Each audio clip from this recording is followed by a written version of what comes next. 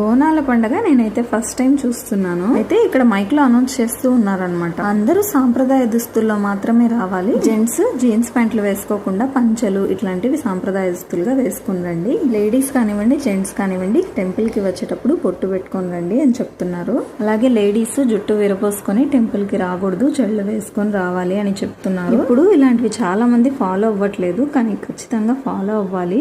అసలు ఎన్నిసార్లు చెప్పారో అన్నిసార్లు చెప్పినా కూడా చాలా మంది ఇవన్నీ ఏం ఫాలో అవ్వలేదన్నమాట. కానీ కొంతమందిని చూస్తుంటే అసలు ఎంత మంచిగా అనిపించిందో. బాగా నిండుగా రెడీ అయి ఉన్నారనమాట. నార్మల్ డేస్ లో మనం మామూలుగా ఉంటాం కదా, అట్లీస్ట్ ఫెస్టివల్ డేస్ లో అయినా నిండుగా రెడీ అయితే ఎంత బాగుంటుందో.